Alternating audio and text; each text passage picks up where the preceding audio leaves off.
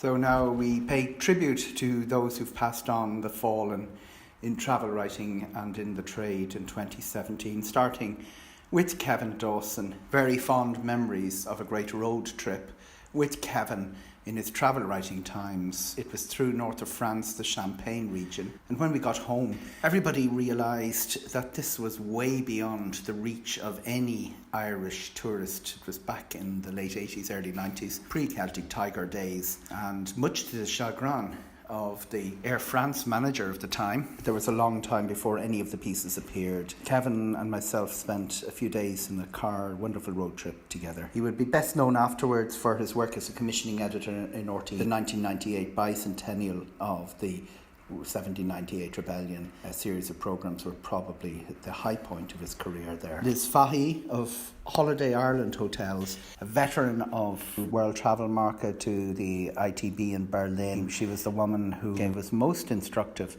in bringing Leo Varadkar into his brief as tourism minister. He managed to call her by the wrong name throughout the evening, but it was a very hilarious event. Pat Geraghty, a media officer for First Leinster and then the Munster rugby team, very closely involved with Paddy Baird's operation in Killester Travel in transporting team and fans. Fionnuala McCurtain in Cork would have been the main contact point there. Hotelier Sean McEnniff, a great host, genial host for all of us, founder of, with his brother Brian, of the McEnniff hotel empire. Jimmy Magee, not many people know, decided to set up a travel agency at one stage in his career because he loved travel so much. He travelled the world, he went to events that nobody else went to. He discovered quickly that there was more money to be made in broadcasting than there was in travel, and we were sad to see him pass away this year. A great company in many cities of the world. Adrian Melia's passion for travel was almost as great as his passion for sport. Did a lot of work for some of the motoring magazines, writing travel pieces and using his amazing photographs. Loved wildlife, loved Eastern Europe. We'll miss you, Adrian. James Osborne was part of the Ryanair family when it was dangerous, when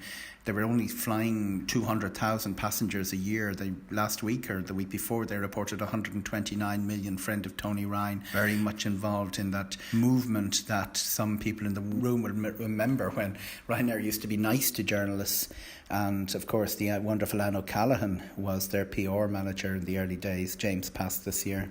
Dan Rooney would be remembered by people in the room as a genial host, the US ambassador to Ireland under Barack Obama. He was the owner of the Pittsburgh Steelers, and some will remember his son, Dan, frequent visitor to Ireland long before Dan became ambassador here. Great host at the Visit USA events, huge supporter of Visit USA and the annual American football match that used to take place in the ambassador's residence in the Phoenix Park brought fond memories to us all. In between the showers, it always rains on July the 4th in Ireland. I don't know why. Dick Warner, an iconic fishing and waterways writer. Days before drones, when aerial footage was very expensive, Dick produced a terrific Irish waterway series which still runs on satellite channels. Sadly, like many freelancers, he sold the rights for a pittance, and while we all assumed he was earning every time they were shown, this was not the case. We miss you, Dick. And Biddy Lennon, icon of a generation. She grew up in that wonderful Dublin literary circle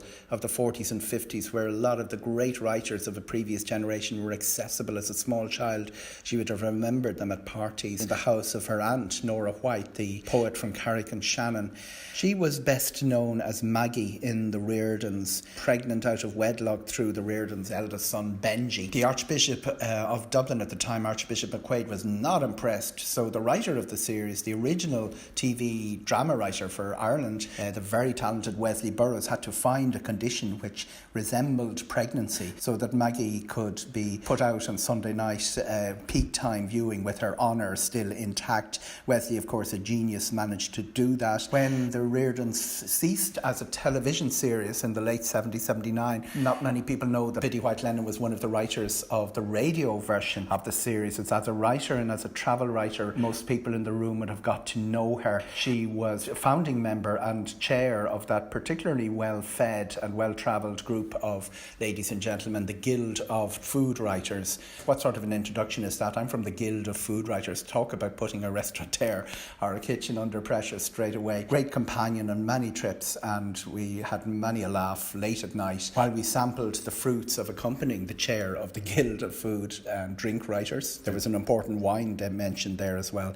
Biddy White Lennon, we remember you tonight. It's not a sad occasion, but we do pay tribute to those that we knew have passed on, some of them directly travel writers, some of them directly travel trade, and some, as happens in our business, who breezed through and came on trips and became companions for a short period.